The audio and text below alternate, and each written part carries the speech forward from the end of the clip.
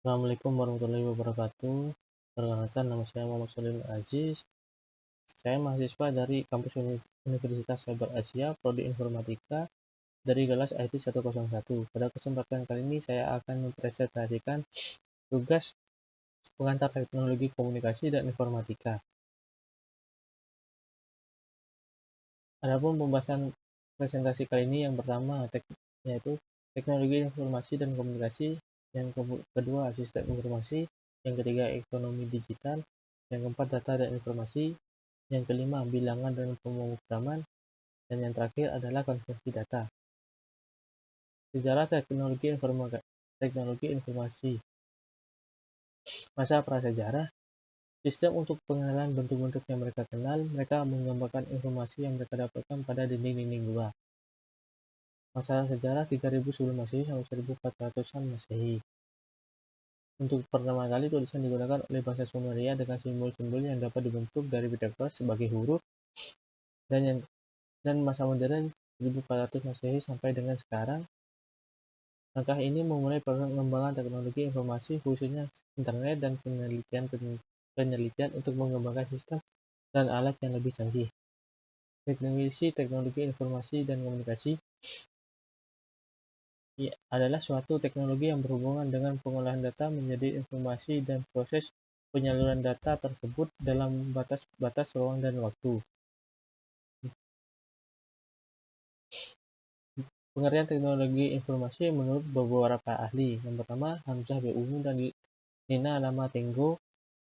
Teknologi informasi adalah suatu teknologi yang digunakan untuk mengelola data.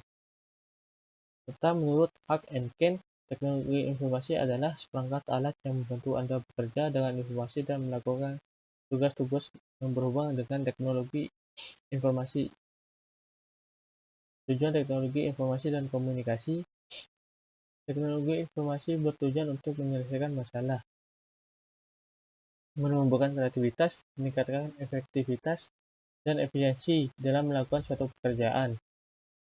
Serta menurut Sutarman, tujuan dari teknologi informasi adalah untuk memecahkan masalah, untuk membuka kreativitas, untuk meningkatkan efektivitas dan efisiensi dalam melakukan pekerjaan. Fungsi teknologi informasi yang pertama, menangkap, yang kedua menyimpan, yang ketiga mengelola, yang keempat transmisi, yang kelima mencari kembali, dan yang terakhir adalah menghasilkan. Manfaat teknologi informasi dan komunikasi. Teknologi informasi sebagai sumber yakni teknologi dapat dimanfaatkan untuk sumber informasi dan untuk mencari informasi yang akan dibutuhkan. Teknologi informasi sebagai media, sebagai alat bantu yang memfasilitasi penyimpanan suatu informasi agar dapat diterima dan dimengerti dengan mudah. Teknologi sebagai pengembangan keterampilan pembelajaran, pengembangan keterampilan berbasis teknologi informasi dengan aplikasi dalam kurikulum. Perangkat dan komponen teknologi informasi adapun sebagai berikut. Yang pertama komputer, yang kedua laptop dan notebook, yang ketiga dosbook, yang keempat personal digital assistant, yang kelima flash disk, CD, DVD, disket, memory card, dan flash disk. Komponen teknologi informasi, yang pertama hardware, yang kedua software, yang ketiga database, yang keempat dashboard, dan yang terakhir adalah people. Definisi sistem informasi adalah sistem yang mengkombinasikan pekerjaan manusia dengan penggunaan teknologi dan upaya mendukung manajemen dan kegiatan operasional. Definisi dari sistem informasi secara umum adalah suatu sistem yang mengkombinasikan antara aktivitas manusia dan penggunaan teknologi untuk mendukung manajemen dan kegiatan operasional. Tujuan sistem informasi adalah untuk menghasilkan sebuah produk yang berisi kumpulan informasi. Sebuah sistem tentunya melibatkan berbagai jenis dan tipe data yang mampu diolah agar dapat ditampilkan dengan mudah kepada pengguna atau user. Fungsi sistem informasi. Adapun yang pertama, mampu menjadi tingkatan kesediaan, kualitas, dan pengalaman dalam mengelola sebuah sistem informasi secara kritis dan logis, mampu meningkatkan produktivitas kerja, mampu menganalisa dan minimalisir terjadinya kerugian dari sisi ekonomi, memberi aksesibilitas yang baik kepada pengguna, dapat mencapai tujuan pesan secara tepat dan cepat. Jenis-jenis sistem informasi manajemen, sistem pendukung keputusan,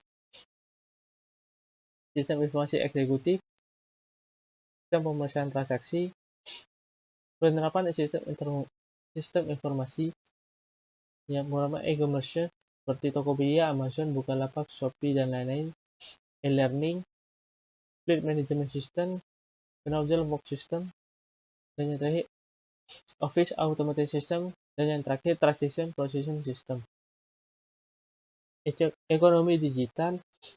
Pengertian dari ekonomi digital adalah kegiatan perekonomian yang memanfaatkan bantuan internet dan kecerdasan buatan atau artificial intelligence.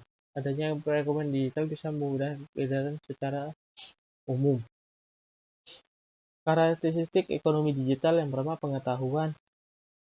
Serba digital, serba virtual, menjadi molekul kecil, terintegrasi tanpa perantara, menyatu, penuh privasi, produsen sekaligus konsumen, serba seketika, mendunia, perpecahan. Manfaat ekonomi digital, ketersediaan informasi yang lebih besar, lebih menghemat waktu, menghemat biaya, dan menurunkan hambatan.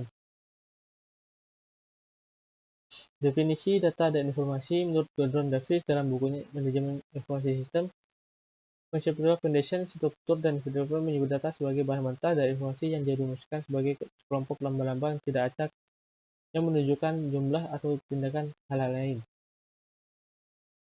Ciri-ciri dan fungsi data dan informasi: akurat, tepat, utuh, relevan, lengkap.